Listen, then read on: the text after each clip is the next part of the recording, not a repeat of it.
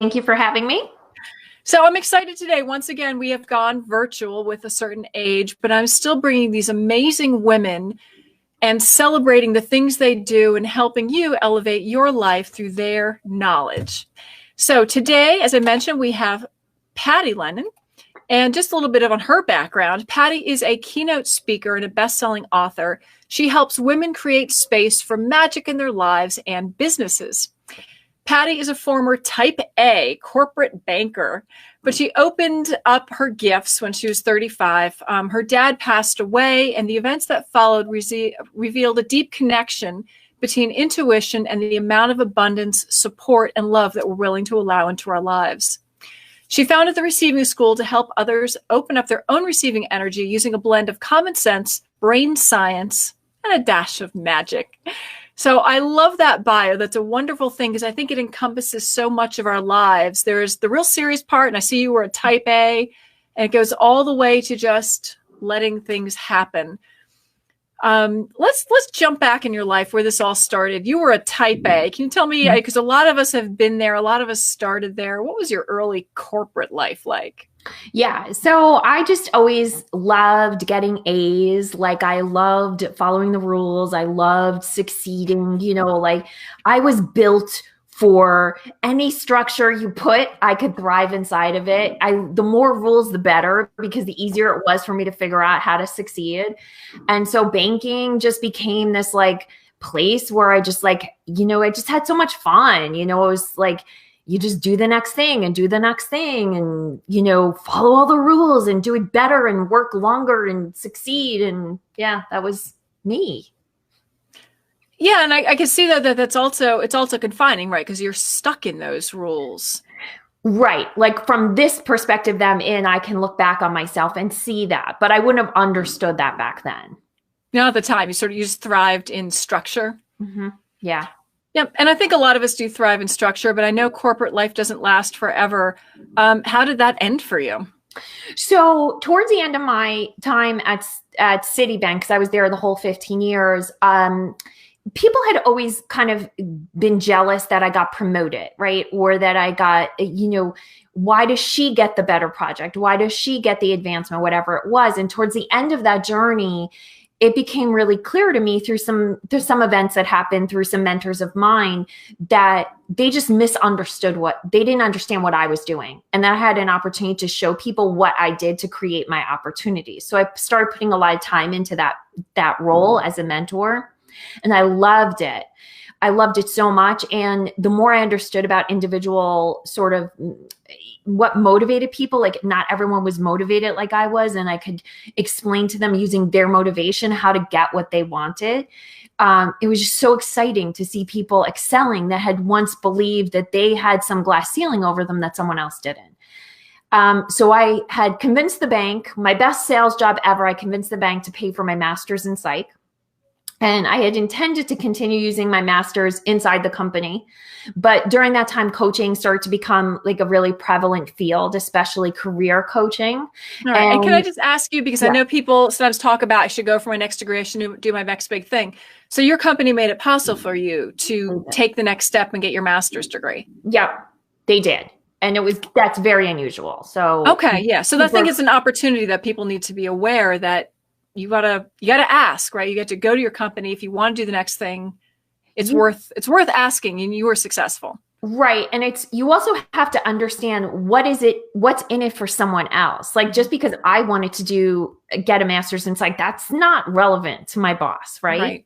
And so I showed him how 3 people I had mentored were now producing different levels of results. There was different levels of satisfaction. That one of the keys to me doing that was understanding their motivations, but I really didn't understand that at a deep level, that a master's in psych would allow me to do that, as well as take that into my sales job. And that if I had this background, that I really could then use it to increase sales. So I took what their goals were and showed them how paying for this would make sense. So you were really using your sales skills then, right? You sold, you sold the idea. Yes.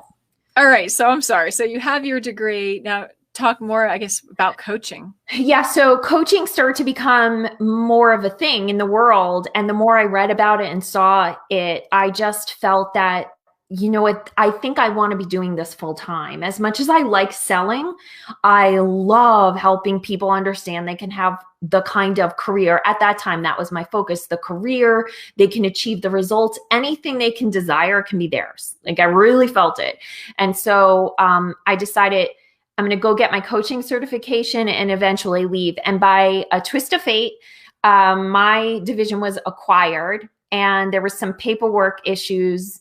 They made a mistake and they, by mistake, gave me a severance package. And that was a 1-year severance package. And that was sort of my ticket to leave. So I left at that point. All right. That's amazing. I didn't even realize your 1-year severance was a clerical error. Mm-hmm. So the company that was acquiring us refused to use the HR people in our company. They said, we don't want your help. And because I've been with the company for so long, my title didn't really explain what I did. And when you've been with a company for 15 years, you sort of get this evolutionary title that's like so weird, but everyone in the company understands that you're vital. But coming in from the outside, you look like a made up position. So the HR people assumed I was one of those fluff positions, and they included me in the non-essential people. And because of my time in city, that added up to a 1-year severance. Within 4 hours of word getting out that I had gotten my severance package, people were like, well, who's going to do this? And who's going to do this? And who's going to do this? And they were like, oh my gosh. And they called me in and they were like, we made a mistake. But once you have it in your hands, they can't take it back. So best mistake ever, right? It gave you this opportunity to launch. So what was it like to launch your own coaching company? You know, it was exhilarating and it was scary as hell. And I can still to this day remember perseverating over whether I should spend $45 on business cards. Like remembering like, oh my God, are they perfect yet? Like, do I invest the $45 now? Now I know there's like Vistaprint. I could have gotten them for $0. So I'm not sure why I was paying $45 for them. But I remember it being like so stressful. Like, was I doing it right? So I definitely went in without any of the skills as a business owner I needed. So it was scary for sure. It was exhilarating. It was fun. It was heart-wrenching. You know, it was all the things. It was cats. Right. It's the crazy roller coaster that is entrepreneurialism, the super highs, the super lows. But now, so you had this padding. Did that feel good that you had all this money, I guess, really just to coast? Was it easy for you to coast through that first year? I wouldn't have thought that I was coasting, but now that I know what it looks like to be an actual business owner, I was coasting. You know, like I thought I was doing all the things. You know, I had this mentality that like I followed my calling, like I'm doing God's work. I mean, not literally, but like, you know, I'm doing the good stuff now. So I'm going to show up and do the stuff. And then I sort of like without realizing thought God was going to take care of the sales and marketing. Like I didn't think I had to worry about that. But I did. And by the end of that year, I realized I hadn't made any money and the severance package was gone. And so you were making 6 figures and now you made $2,000. $2,000 for a whole year. For a whole year. And I didn't even know it until my accountant gave us the tax return. And you realized you got nothing. Okay. But I think it went downhill from there. So you had a lot more things going on in your life, which made it really hard. What else was going on? Well, so that year actually wasn't. So I hired a coach to teach me actually how to run a business. And I did start, you know, building up some momentum. And I decided, you know, I needed a real brand. So I did the work to create the brand. And it was at the time, it was called Mom Gets a Life. So at that point, I had realized like my whole work, forget these career people, it was moms. They needed to get a life, right? Like I needed to show them how to get a life. And I was going to launch the next year. I was launching it on Mother's Day. That was Sunday. That Friday, my husband was let go and he was out of work for the following 2 years. My kids were 2 and 4 at the time. And soon after that, my mother was diagnosed with cancer.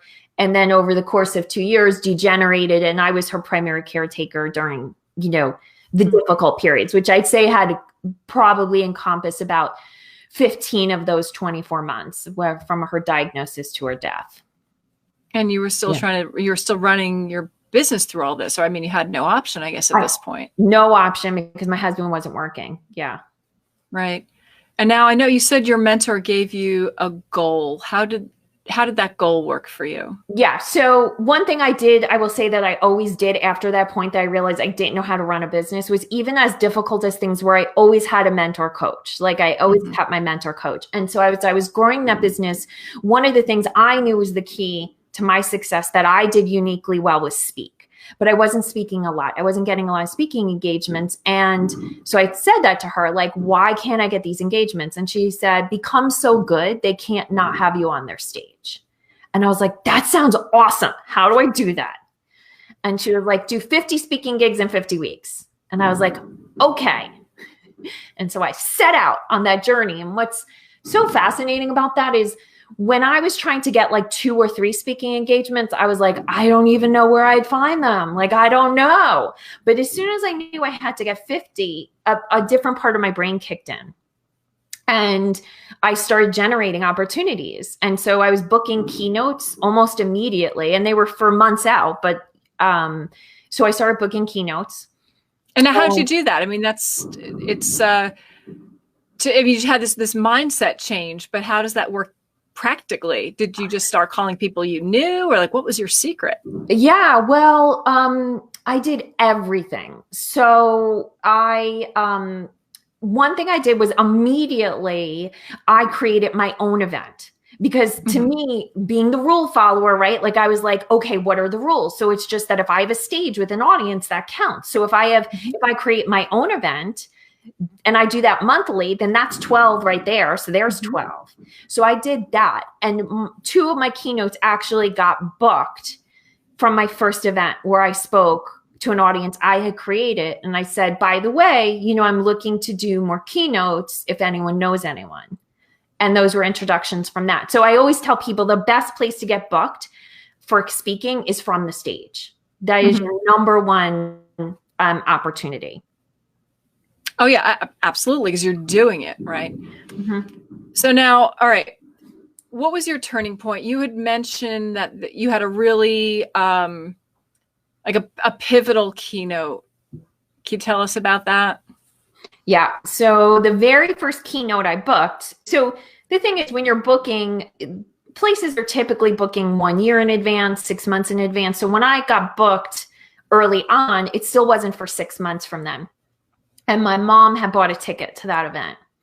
By the time it came time for me to be doing that keynote, my mom was dying May into June, which is a very big conference season, right? So a lot of my keynotes were clustered right around there. And so she was really on her literal deathbed, and I wanted to be with her. So I had canceled all of the other keynotes, but that one I couldn't cancel because she had bought a ticket to that event to see me, and she knew it was happening. And she had said to me, you're going. Like, don't even think of not going. And all her friends had bought tickets too. So I had like this cheering section of my mom's golden girls in the front row. So I knew I had to do it. And I had always operated from this theory that we are only required to do our 100%. We do our 100% and the universe will take over. God will take over, source, whatever your word is, that there is this force that is with us. And so if we do our 100%, we can hand the baton off. And so that night, when I was getting ready to get up on stage for the keynote, I really still wasn't sure how I was going to deliver this. I mean, I was heartbroken. And so as I was getting dressed, I'm like, okay, my 100% right now is that I can get dressed. I can get dressed. And then I got in the car and I'm like, okay, my 100%, I can get to the place. And then I got to the place and I was like, okay, I can get on stage, but I don't know that I can do anything past that. And I really didn't. And as I was climbing the steps to the stage, I'm thinking, how am I going to do this? And I just kept saying, you're 100%. And I was like, okay, God, you got to take it from here. I honestly really believed, and I think this is the key to surrender, I really believed I was going to get up there and have to apologize to everyone and tell them that my mom was dying and that I actually couldn't deliver the talk. That was a real possibility to me. And I think people need to understand that surrender really requires you to embrace failure as one of the options. And then I walked across the stage and I got to the mic, and the most incredible keynote came through me. And I knew in that moment, that was the moment that changed everything for me, because it was the moment where I knew for sure that I wasn't alone. As much faith as I had always had in my life, that was the actual tangible experience of knowing full well that me as this human never could have delivered that keynote. And I have never once wondered if I was in it alone since then. Wow, that's powerful, and what a moment. And how has your life gone since then? So that was your moment, and I have a feeling that was the beginning of your climb. Is that right? Yeah, and so one of the things that I had done during that 50 speaking gigs challenge was I announced that I was going to do a conference, because I also knew that the bigger the stage that you already took, the bigger the gigs that you could get. And so if I created an event for, at the time it was 150 people in New York City, I booked a place right next door to Rockefeller Center called the 3 West Club. So I booked a conference in the middle of New York City, took a total leap of faith. And I don't think I ever would have done that if I hadn't experienced that moment. And this is one you created yourself. This was your conference. Yeah. Okay. And so that moment of originally on the keynote, knowing I wasn't alone, kind of gave me the courage. I had already sort of said I was going to do this, but that gave me the courage to just keep going forward with it and say that I was going to do it. And ultimately, so the bill for that conference was going to be $45,000, the budget. And I was the only, at that point, my husband didn't have a job. He did actually get a job soon after my mom passed. So we were back to a 2-income family, but the time I committed to this, we weren't. And so I was looking for ideas on how I could make that happen. And crowdfunding had become a thing, Kickstarter and Indiegogo. And so I launched a crowdfunding campaign. I became one of the best-selling crowdfunding campaigns at that time for Indiegogo. So they featured me in their social media and on their homepage. And so that led to a book deal. So I produced a book on how to crowdfund, and I got a huge number of keynotes just talking about crowdfunding and what it looked like to succeed at crowdfunding. And then I went on to do the sold out conference at Rockefeller Center. So that gave me a whole other level of visibility. Mm-hmm. And then, everything sort of just that year was just changed everything. That's amazing. So really, well, I guess your knowledge created the book, and then the book in turn gave back to you and created your speaking platform. Is that? Mm-hmm. And ultimately, I mean, I left the crowdfunding piece behind a long time ago, mm-hmm. but it did give me that, it gave me like a huge swoosh of momentum. And then the conference itself just gave me, I mean, we got, I was able to get sponsorships from like major banks. I got sponsorships from jewelry companies. Ann Taylor sponsored my wardrobe for 3 years. Wow. It was crazy. And I have to say, like, I did not come to the table with anything special to get all of this. It was literally like, just take the step in front of you, have faith. Like, ignore the fact that reality says you cannot do this thing.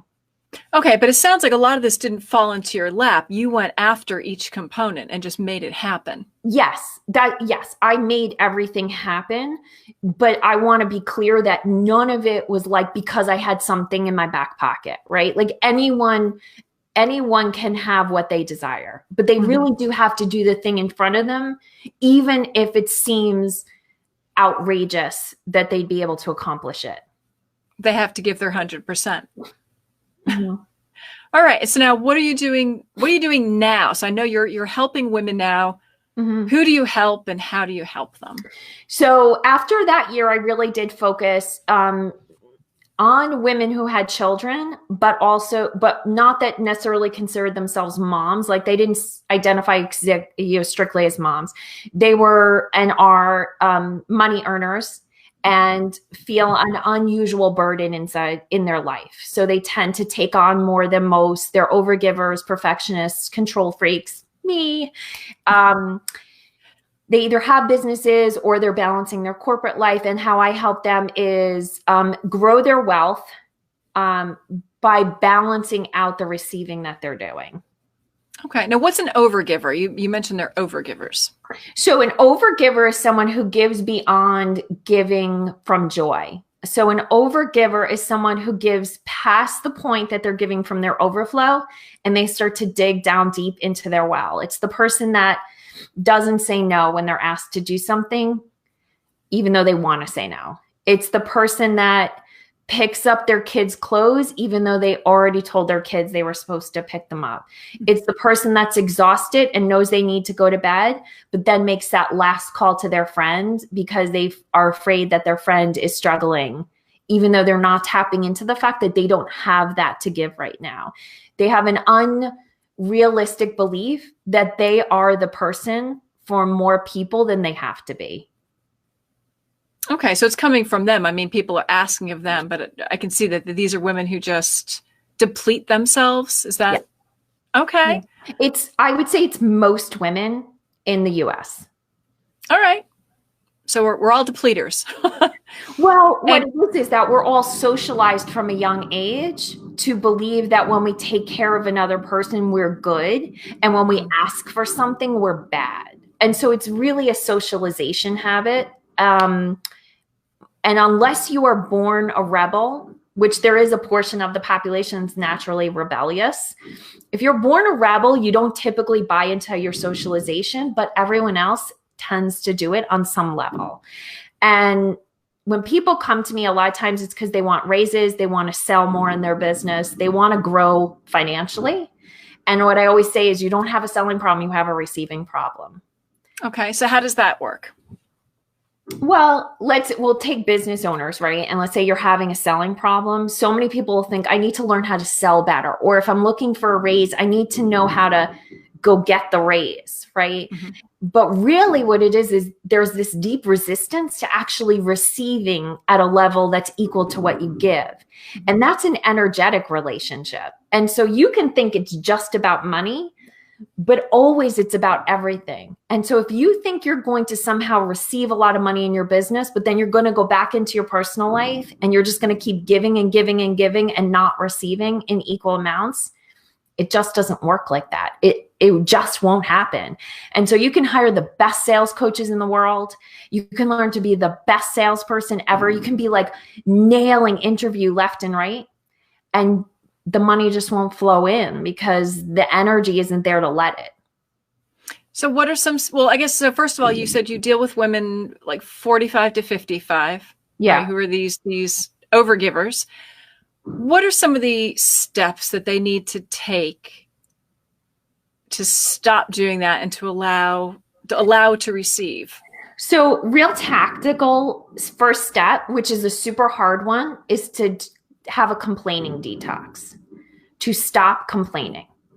I thought you were going to say, let's dump on somebody. We have to stop. Okay. Right. You stop complaining altogether. What you can have, though, is accurate feelings. So if someone's like, your husband comes home and he's like, what's for dinner? And you're like, I just worked all day, right? Like that's what you're saying in your head. And you're like, you're an A. Well, I won't curse on this because I just realized we're going to, you're on TV. You're a jerk. You're a jerk. But you're saying that in your head. What you want to do is not say that in your head and really go to what feels accurate for you. So if I'm not going to complain about this guy, what do I feel? And what I feel is that I'm not being respected. Right now, I feel disrespected and I feel hurt and I feel invisible and I need to feel visible. And from that accurate perception, then you can take action and speak to someone, your husband, let's say, and say, look, here's what just happened. I worked all day, you worked all day. And when you said to me, what's for dinner? What I heard is your job is to work and to take care of dinner. And that feels really unbalanced to me. That doesn't feel respectful in our marriage. And I need this balanced. And so then that goes across all areas of your life is if you stop complaining, but you allow yourself to feel what you're truly feeling, you will start to see really clearly where off-balanced relationships are happening. And that's usually the first doorway to receiving. That's really interesting. I never thought about it that way, that I guess complaining in a way is blocking the real problem. Right? Because you're just angry, but you're not allowing it to be fixed. Is that? You're angry and you're attaching it. Your brain is trying to attach it to something that doesn't require you putting yourself in a position to be rejected. So it's giving you an explanation for the anger without giving you access to action that's going to change it. Okay. And then what's the next step? So you recognize this now. How do I actually allow the receiving? I don't know if that is the next step. So it's not the next. I mean, what will start to happen is just from having accurate information is you'll stop overgiving so much, or you'll stop extending yourself, because you'll start to have a real understanding of what's true for you, right? And you'll start to put boundaries in place, which is a process. It's not going to happen instantly. But the next step then, the next tactical step that I often explain to people to really dig into is give yourself a half an hour by yourself and download a list of what you truly desire, like every little thing, and not make it reasonable, not make it anything other than like, I want my house to clean itself. I want, whatever it is, like just get it all down on paper. Really give yourself permission to have desires. Mm-hmm. If you can get in touch with what you're truly feeling and what you truly desire, that almost always opens up huge awareness of what to do next. Is there any need here to be reasonable at any point? Or at what point do you figure out what you can really do next? Well, so I want a pony, but I don't think that's in my future. So right. Well, let's say you say, like, I feel a deep desire. I want a pony, right? So then you got to say, okay, how can I get a pony, right? And you might be like, well, I mean, I could use my money. That doesn't feel good. I could, just open up for it, open up for the possibility and just say, okay, universe, I would like a pony. And then you just let it go from there. And then what you're really doing is saying, okay, if it's for my highest good, let it come in. Right. All right. So maybe we need to consider what's good for us too. Yes, but not in up here. Don't let your brain decide what's good for you. Okay. Like, your brain will always limit you. So you really want to come from the soul place. You sort of just want to say, like, and here's the other differentiator. If it comes from your body, the desire, you feel the desire down below the neck, that's typically a true desire. It's more authentic. Yeah. If you feel it up here, it's an ego desire. So it probably isn't necessarily good for you. I mean, it might not be bad for you, but like, it's probably not for your highest path. But I can promise you, if you truly desire a pony is in your future. It is in your future. Yay. Yeah. All right. I love it. So I love that you're helping women and you've come on such a journey, but what's next for you? What do you see in your future?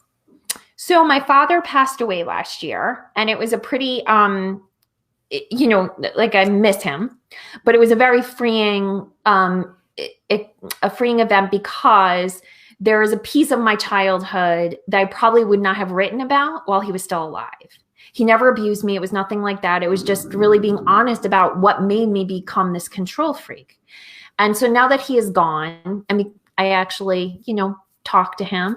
I am writing a book that is the process I've taken to get from this place of being this very control-oriented, scheduled rule follower to getting to this place where I'm very open and allowing a lot of goodness. And that book will be out later this year, and it's called Space for Magic. Space for Magic. Okay, will that be available on Amazon? When it comes out, it will be. Okay. Well, thank you so much for joining today. Everyone go check out that book. It'll be out soon. And thank you so much for your advice. It's very, I don't know, I feel a charge from it. It's very helpful. So thank you. Thanks, Lee. All right. Take care. Bye-bye. Bye.